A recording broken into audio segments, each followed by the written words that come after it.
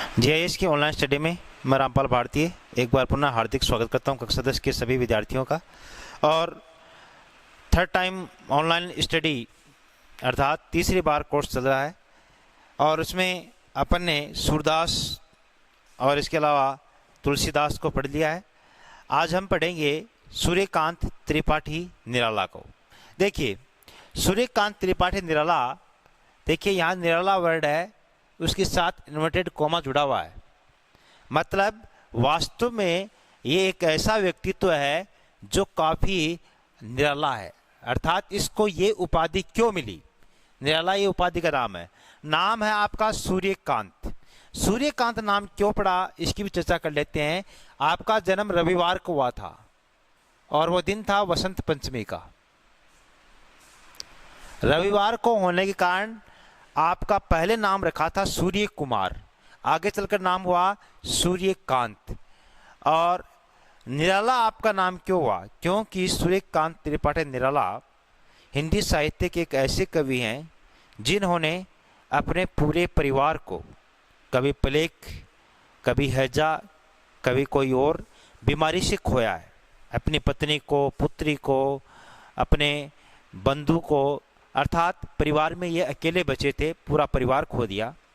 बावजूद इसके ये व्यक्तित्व कभी थका नहीं, हारा नहीं और अनवरत जीवन की लड़ाई को लड़ता रहा। इस कारण ये कवि निराला कवि कहा जाता है।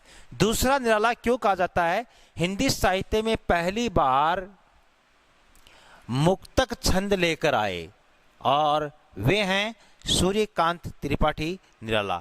मुक्तक छंद का अर्थ है बिना छंद के कविताएं लिखना। अर्थात निराला से पहले कवि है वो किसी न किसी छंद में कविताएं लिखते आ रहे थे, मगर निराला ने साहित्य में एक प्रयोग किया और वो प्रयोग काफी सफल रहा। लोगों ने सराहा उस प्रयोग को। वो क्या प्रयोग था कि बिना छंद के कविताएं लिखना। बात करते हैं निराला की। निराला का जन्म बंगाल के महिषादल में सन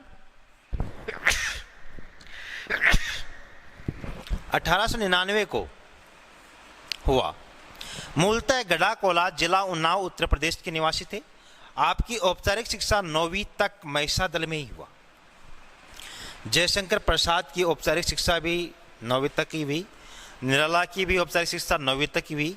और दोनों ही छायावाद के ऐसे प्रकांड पंडित हैं, छायावाद युग के, जिसका समय है 1918 टू 1936।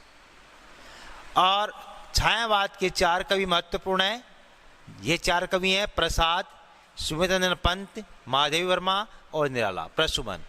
और छायावाद के ब्रह्मा कहे जाते हैं कौन, जयशंकर प्रसाद। और छायावाद के जो महेश हैं वो कहे जाते हैं निराला। और छायावाद के जो विष्णु है वो कहे जाते हैं पंत। और छायावाद की जो महादेवी वर्मा है वो छायावाद की शक्ति कही जाती है, पार्वती के रूप में। निराला की औपचारिक शिक्षा 9वीं तक महिषादल में हुई। स्वाध्याय से ही आपने संस्कृत, बांग्ला और अंग्रेजी का ज्ञान अर्जित किया। ये सेम पंक्ति जयशंकर प्रसाद के साथ भी फिट हो सकती है। जयशंकर प्रसाद ने तो बहुत सी भाषाओं का अध्ययन किया था। वे संगीत और दर्शन शास्त्र के गहरे जानकार थे। अध्येता का मतलब है जानकार। रामकृष्ण परमहंस और विवेकानंद की विचारधारा ने उन पर विशेष प्रभाव डाला। अर्थात निराला पर रामकृष्ण मिशन का और स्वामी विवेकानंद का बहुत ज़्यादा प्रभाव पड़ा।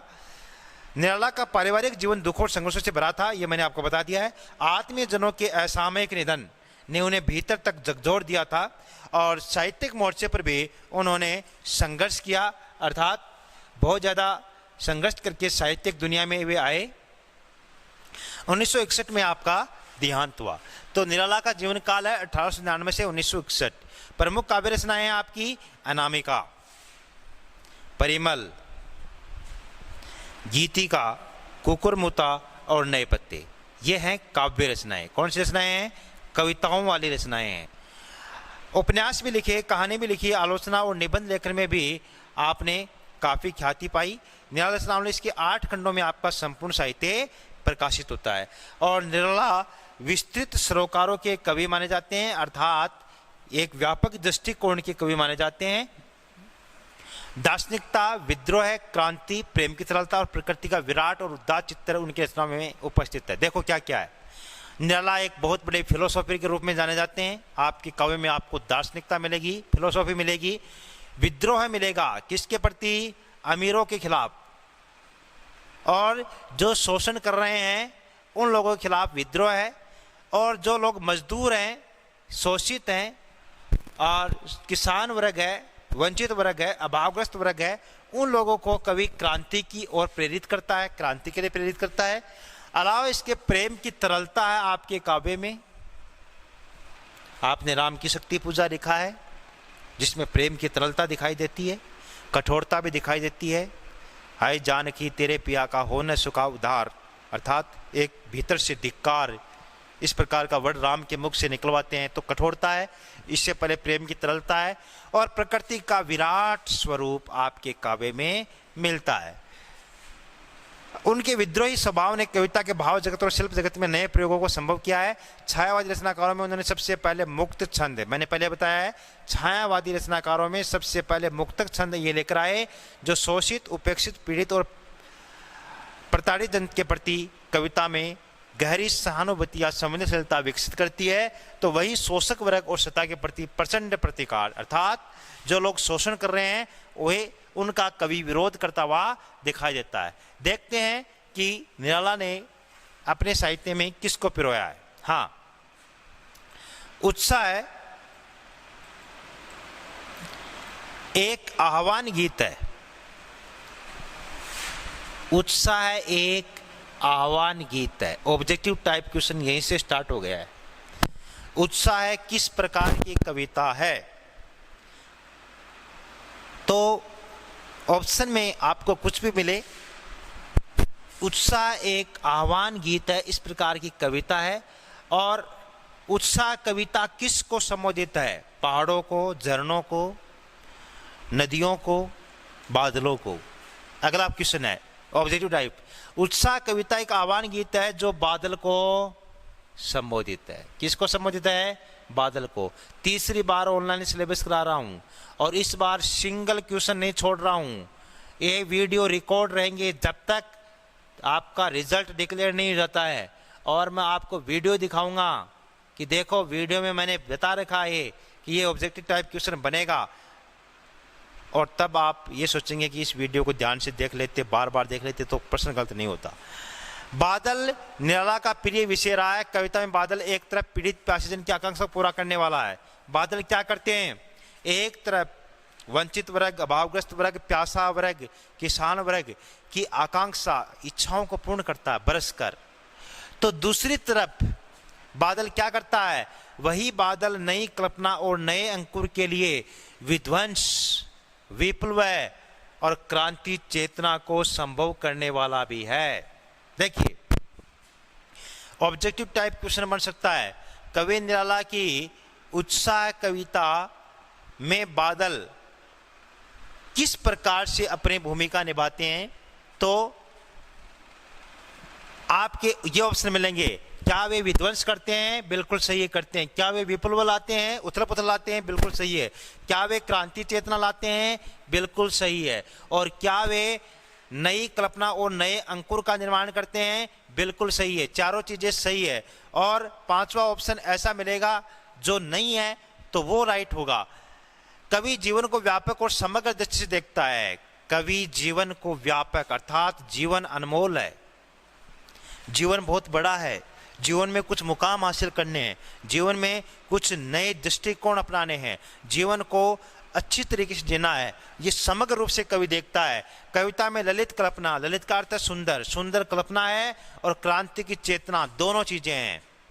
प्रश्न बन सकता है कि उत्साह कविता में हम देख सकते हैं कवि की ललित कल्पना ए, क्रांति की चेतना ब, अलावा इसके कवि का शोषितों के प्रति लगाव स, और अलावा इसके शोषितों के प्रति विद्रोह, और चौथा हो जाएगा कि अमीरों के पक्ष में खड़ा होना। तो अमीरों के पक्ष में कवि नहीं है, ये ऑप्शन द वो सही हो जाएगा, ये चीज इसमें नहीं है। सामाजिक क्रांति या बदलाव में साहित्यिक भूमिका महत्वपूर्ण होती है। बहुत अच्छी पंक्ति है, शानदार पंक्ति है कि अगर किसी भी समाज को जगाना है, समाज में जागृति की भावना पैदा करनी है, तो उसके लिए सबसे महत्वपूर्ण विषय है साहित्य। जिस समाज का, जिस देश का साहित्य जितना अधिक मजबूत होगा, वो समाज व देश उतना ही अधिक दृढ़ संकल्प के साथ आगे बढ़ेगा, सभ्य होगा। इसलिए कहा भी जाता है कि जहां न पहुंचे रवि वहां पहुंचे कवि, और कहा भी गया कि किसी भी देश को यदि करना हो बर्बाद, तो उस देश की शिक्षा, संस्कृति और सद्विचारों में लगा दो आग। उस देश पर बमबारी की कोई आवश्यकता नहीं है, क्योंकि शिक्षा, संस्कृति और सद्विचार से बड़ा कोई हथियार नहीं है। तो किसी भी देश को आगे बढ़ाने का सबसे बड़ा हथियार क्या है? सामाजिक क्रांति और उस देश का साहित्य। निराला इसे नव जीवन और नूतन कविता के संदर्भों में देखते हैं। कवि निराला देश के साहित्य को किस संदर्भ में देखते हैं? नवजीवन के संदर्भ में, अर्थात नए जीवन के संदर्भ में और नई कविता के संदर्भ में देखते हैं। दूसरी कविता हम पढ़ेंगे, अट नहीं रही है, जिसका शीर्षक क्या है? अट नहीं रही है। अट नहीं रही का अर्थ है शोभा सीमित नहीं हो पा रही है। शोभा का अर्थ है सुंदरता। सुंदरता कम नहीं पड़ रही है, सीमित नहीं हो रही है। कविता, पहला ये प्रश्न बनेगा, अट नहीं रही है कविता भारतीय संस्कृति के किस महीने पर प्रकाश डालती है? किस महीने की सुंदरता पर लिखी हुई है? चैत्र, श्रावण, फाल्गुन, कार्तिक। तो उत्तर क्या होगा? फाल्गुन। यह फागुन की मादकता को प्रकट करती है। कवि फागुन की सर्वव्यापक सुंदरता को अनेक संदर्भों में देखता है। जब मन प्रसन्न हो तो हर तरफ फागुन का ही सौंदर्य और उल्लास दिखाई पड़ता है। सुंदर शब्दों के चयन और लय ने कविता को भी फागुन की तरह ही सुंदर और ललित बना दिया है। ललित का अर्थ क्या है? और सुंदर बना दिया है, ये बात है। अब हम पढ़ते हैं कविता। कौन सी सबसे पहले है? उत्साह कविता, उसका अध्ययन अपने करते हैं।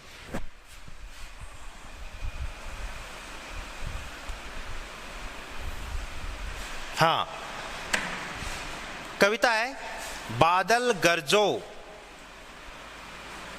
कविता का शीर्षक है उत्साह है। बादल गरजो पहला है। बादल गरजो अर्थात कवि क्या कह रहा है? बादलों को गरजने का के लिए कह रहा है। पहला ही प्रश्न बनेगा, कविता में गरजने का प्रतीक अर्थ है समता का भाव स्थापित करना, समाज में समानता का भाव स्थापित करना, या शोषित वर्ग को साथ लेकर चलना, या वंचित अभावग्रस्त वर्ग में क्रांति की चेतना पैदा करना।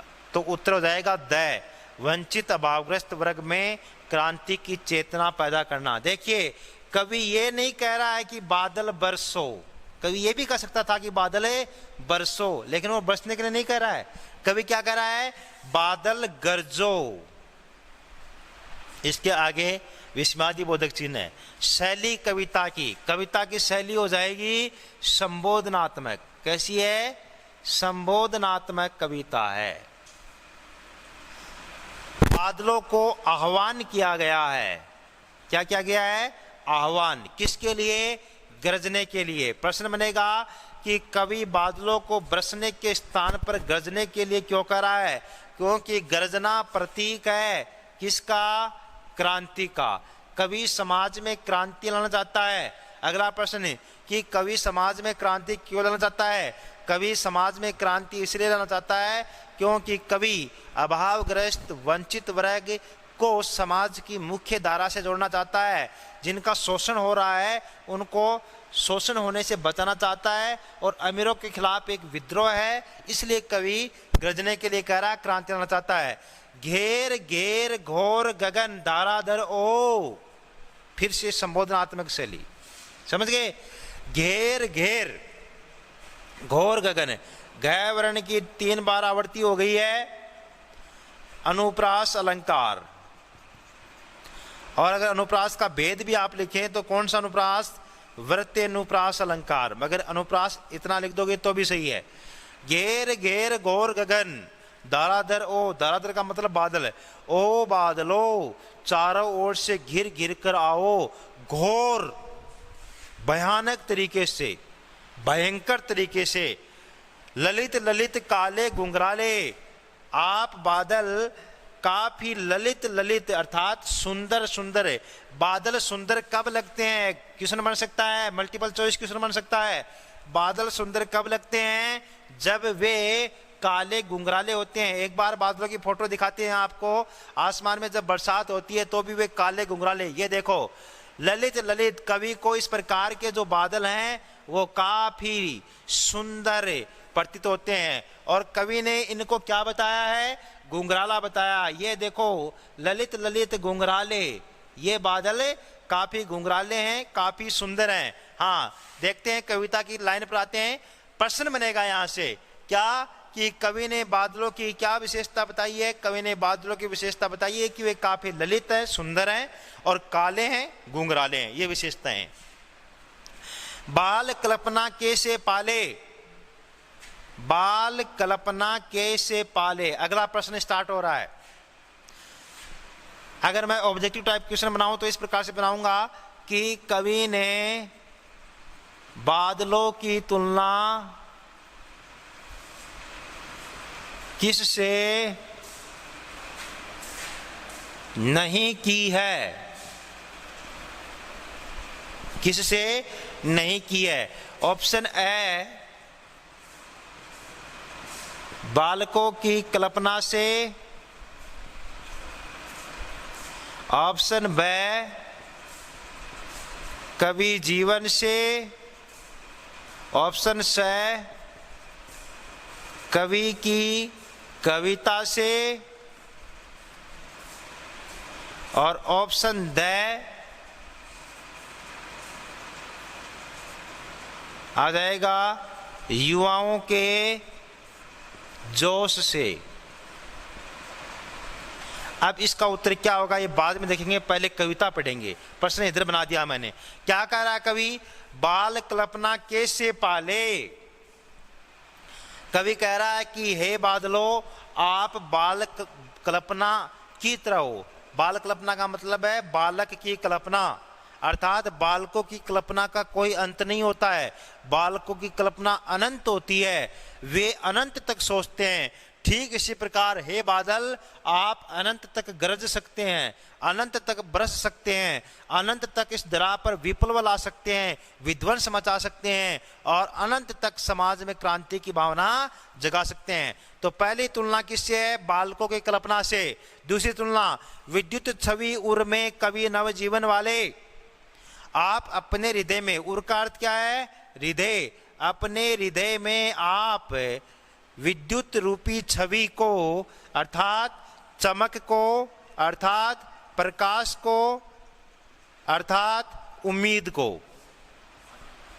अपने हृदय में रखते हो। और कवि नवजीवन वाले, अर्थात अगली तुलना कवि जीवन से की है। कवि ने बादलों की तुलना किससे की है? कवि जीवन से। क्यों की है? देखो यहां पर नवजीवन में श्लेष अलंकार भी हो सकता है। नवजीवन में श्लेष अलंकार, जहां एक ही शब्द के दो अर्थ चिपके हो वहां पर श्लेष अलंकार हो सकता है। या नवजीवन का श्लेष अलंकार कवि के संदर्भ में, कवि के संदर्भ में नवजीवन का अर्थ है। कवि के संदर्भ में नवजीवन का अर्थ है नई कविता। और बादल के संदर्भ में नवजीवन का अर्थ है नया जल। इसलिए यहां श्लेष अलंकार की व्याप्ति भी हो सकती है। हाँ, कवि क्या कह रहा है?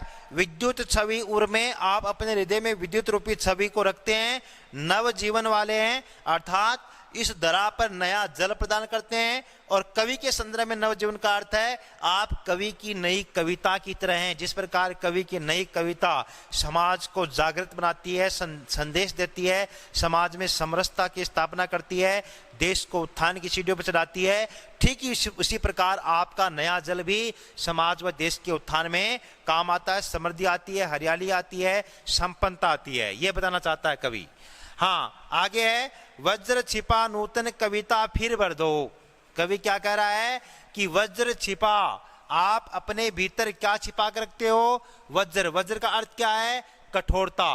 कि कठोरता को आप अपने भीतर छिपाते हो और नूतन कविता फिर भर दो। अर्थात एक कवि एक लेखक, एक साहित्यकार इस समाज पर दृष्टिपात करता है, समाज को, देश को देखता है, तो उसके भीतर एक ज्वाला सी धधकती है, उसको बहुत क्रोध आता है, गुस्सा आता है, वो तनाव से भी ग्रसित होता है। मगर जब उसकी कलम चलती है तो कलम में वो गुस्सा नहीं उतारता है, क्रोध नहीं उतारता है, काफी कोमलता के साथ समाज को जगाता है। तो ठीक इसी प्रकार बादल भी क्या है, जब वो गरजते हैं तो गरजने के बाद में वो कोमलता अर्थात बूंदे धरा पर बरसाते हैं। और तो इस कारण कवि ने बादलों की तुलना कवि जीवन से की है कि बादल और कवि दोनों अपने हृदय में वज्रता को छिपा कर रखते हैं और नूतनता अर्थात कोमलता को धरा पर पुनः भर दो। कवि कह रहा है बादल गरजो, कवि कह रहा है हे बादलों गरजो, बरसो नहीं। गर्जना किसका प्रतीक है? क्रांति का प्रतीक है।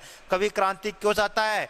कवि समाज में समरसता स्थापित करना चाहता है, अमीरी और गरीबी के बीच की खाई को मिटाना चाहता है, दलित वर्ग, वंचित वर्ग, अभावग्रस्त वर्ग को और कवि जगाना चाहता है, उन्हें समाज की मुख्य धारा से जोड़ना चाहता है। इस कारण कवि बादलों को गरजने के लिए आह्वान कर रहा है। आगे क्या कह रहा है? अब यहां से देखो, ये प्रश्न, पहले ये प्रश्न करेंगे, कवि ने बादलों की तुलना किससे नहीं की है वो देखना है। किससे की है? क्या बालकों की कल्पना से की है? बिल्कुल की है। देखो देखते हैं अपन कहाँ है। हाँ ये रहा, बाल कल्पना कैसे पाले, बिल्कुल की है। कवि जीवन से की है, बिल्कुल की है। कवि नव जीवन वाले की है। कवि की कविता से की है, बिल्कुल की है। नूतन कविता ये लिखा पढ़ा, इससे की है। तो क्या युवाओं के जोश से की है? इससे नहीं की है। तो आपका उत्तर कौन सा हो जाएगा? उत्तर नंबर 10 सही हो जाएगा कि कवि ने बादलों की तुलना इससे नहीं की है। इस प्रकार से सीबीएसई नए क्वेश्चन बनाएगी, ऑब्जेक्टिव टाइप क्वेश्चन बनाएगी। अगर आपको कविता याद है अच्छी तरीके से, वीडियो को अच्छी तरीके से देखा है, पढ़ा है, बार बार पढ़ा है, तो इसका मतलब आप 40 में से 40 ऑब्जेक्टिव टाइप क्वेश्चन सही करने वाले हैं। और अगर ऐसा नहीं किया है तो कटेंगे नंबर, सीधी सी बात है। हाँ आगे देखते हैं। विकल विकल उन्मन थे उन्मन, क्या करा कवि कि जब आप नहीं बरसे थे, नहीं गरजते हैं, तो विकल का मतलब व्याकुल, बेचैन। उन्मन, उन्मन का अर्थ है मन नहीं लगना, मन नहीं लगना। आप नहीं बरसे, नहीं गरजे तो किसी का भी मन नहीं लग रहा था। विश्व के निदा के शीतक सकल जन, निदा का मतलब है गर्मी। हे बादलों, आप में इतनी क्षमता है, इतनी शक्ति है, इतनी ताकत है कि आप विश्व की समस्त गर्मी, सकल का मतलब है समस्त लोगों की गर्मी का, समस्त प्राणियों की गर्मी का हरण कर सकते हैं। आए अज्ञात दिशा से अनंत के घन। अब बादल किस दिशा से आए ये पता नहीं होता है, और आते हैं तो अनंत के घन आते हैं, अर्थात ज्यादा से ज्यादा गरजो, ज्यादा से ज्यादा बरसो। क्यों? कभी दोनों संदर्भ में बात कर रहा है। अगर बरसेंगे तो पीड़ित प्यासे वर्ग की प्यास मिटाएंगे, अगर गरजेंगे तो अमीरों के महल टूटेंगे, अमीरों के महल टूटेंगे तो गरीब और अमीर बराबर। इसलिए कवि क्या कहता है कि आप आएंगे तो दोनों ही दिशा में, बरसेंगे तो भी गरीबों का फायदा होना है और गरजेंगे तो भी गरीबों का फायदा होना है। इसलिए कवि क्रांति की चेतना जगाना चाहता है और कवि कह रहा है कि अनंत के घन हे बादल गरजो, बरसो और विश्व की निदा के सकल जन, अर्थात विश्व की संपूर्ण गर्मी का हरण करो, विश्व की संपूर्ण गर्मी का हरण करो। तप्त धरा, अर्थात भूमि तप रही है, तपना, गर्मी से जलना। ये तप्त धरा जल से फिर शीतल कर दो, बादल गरजो। कवि कह रहा है कि ये धरती बहुत तप रही है और इस तपती हुई धरा को आप पुनः शीतलता प्रदान करो। और पुनः शीतलता प्रदान करने का अर्थ क्या है? पुनः शीतलता प्रदान करने का अर्थ है यहाँ पर कि गरीब वर्ग, वंचित वर्ग, अभावग्रस्त वर्ग को कुछ तो आप समृद्धि प्रदान करो, कुछ तो उनके हिस्से में खुशियां डालो। बादल गरजो, गर्जना किसका प्रतीक है? क्रांति का प्रतीक है। तो प्रस्तुत कविता के माध्यम से कवि समाज में जागृति लाना चाहता है, क्रांति की भावना पैदा करना चाहता है। अब ये तो इस प्रकार से हमने ये कविता पढ़ी है और कवि के भावों को हमने पढ़ा है। एक बार आप पाठ की समरी पुनः पढ़ना, जो मैंने बातें बताई हैं एक एक बात को आप पुनः रिपीट करना, वीडियो को बैक ले जाना वापस, और जो मैं उत्साह कविता की समरी बता रहा था वहां से वापस कविता को समाप्त होने के बाद में पढ़ना। कविता में और उस समरी में आपको तारतम्यता दिखाई देगी। उम्मीद करता हूं कि उत्साह कविता आपके अच्छी तरीके से समझ में आ गई होगी। और फिर भी किसी भी प्रकार का कोई प्रश्न है तो आप पूछ सकते हैं। उत्साह कविता से संबंधित मैं 15-20 ऑब्जेक्टिव टाइप क्वेश्चन और आपके लिए लेकर आऊंगा, ताकि ये जाना जा सके कि कविता आपके समझ में आई है या नहीं है। आज के लिए बस इतना ही, धन्यवाद।